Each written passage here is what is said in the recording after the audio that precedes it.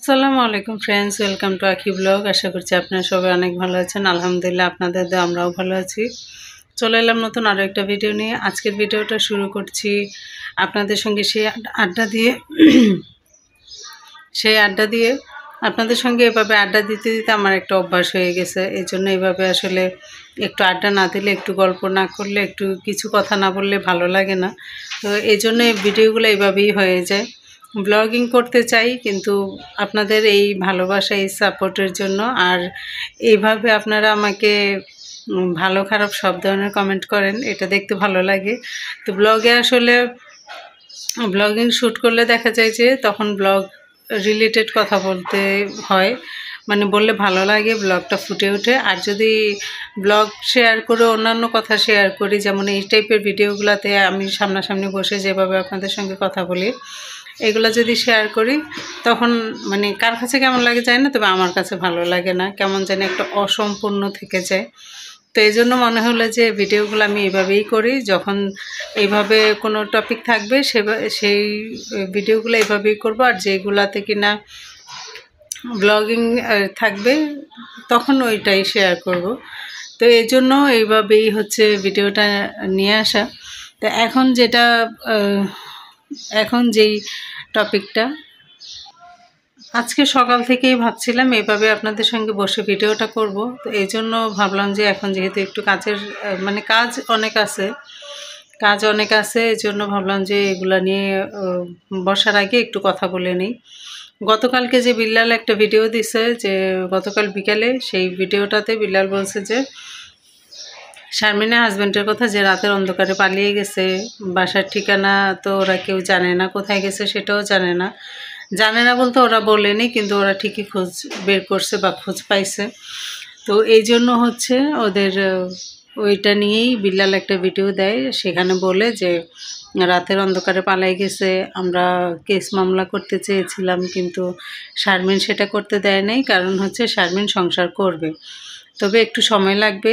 তাহলে শারমিন সংসার করবে এই জন্য মামলা করেনি, কিন্তু এতে করে বোঝা গেল যে শারমিন অনেক বেশি মেন্টালি অনেক বেশি ডিস্টার্ব, যার কারণে শারমিনের এখন যেতে ইচ্ছে করছে না, তবে সে সংসার ভাঙতেও চাচ্ছে না। যদি শারমিনের সেরকম কোনো থাকতো, মানে থাকে না যে অপশন থাকে, তো সেরকম যদি কোনো অপশন থাকতো তাহলে অবশ্যই শারমিন সেখানে যেত না, কারণ রাজ অনেক বড় একটা দুর্ঘটনা ঘটাইছে, যেটার জন্য শারমিন একদম ভেঙে পড়ছে।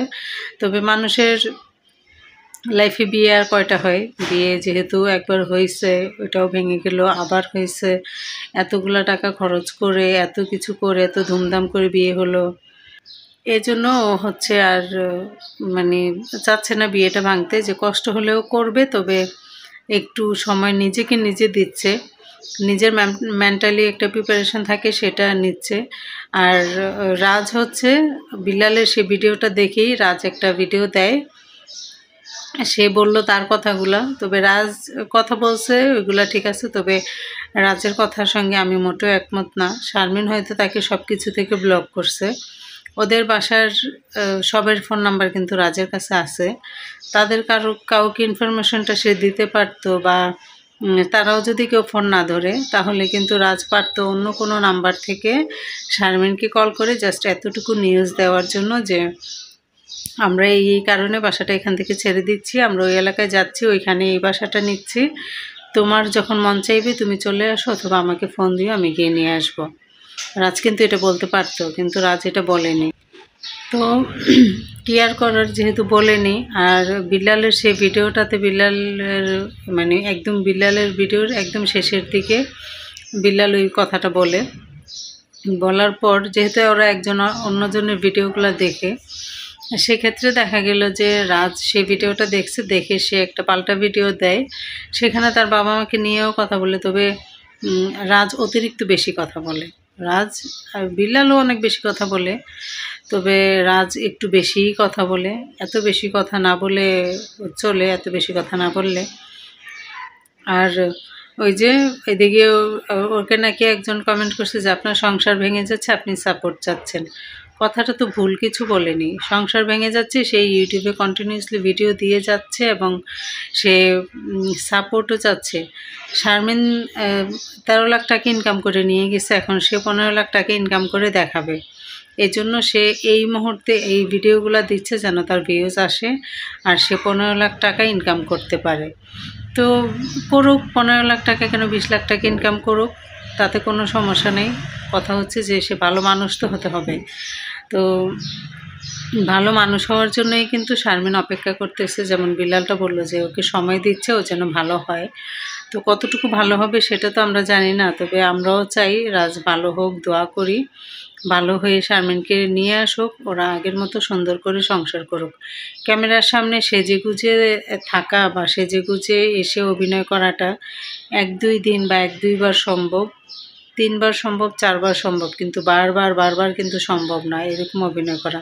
শারমিন হয়তো আর পারছিল না, এই জন্য হচ্ছে শারমিন আর মানে মুখও খুলছে না, সে যাচ্ছেও না, সে কিছু বলছেও না।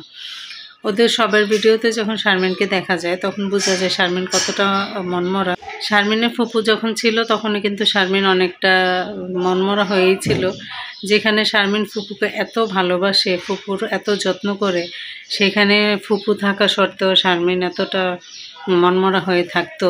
শারমিনের ফুপু যখন বাড়িতে চলে গেছে, শারমিনের ফুপাতো ভাইয়ের ভিডিওতে দেখা গেল যে ফুপু বাড়িতে চলে গেছে, যাওয়ার পর সে হচ্ছে তার ছেলের ভিডিওতে বলছে, মানে শারমিনের ফুপাতো ভাইয়ের ভিডিওতে বললো যে গেছি, অনেক আদর যত্ন পাইছি, সবই ঠিক আছে, কিন্তু মনটা খারাপ ছিল।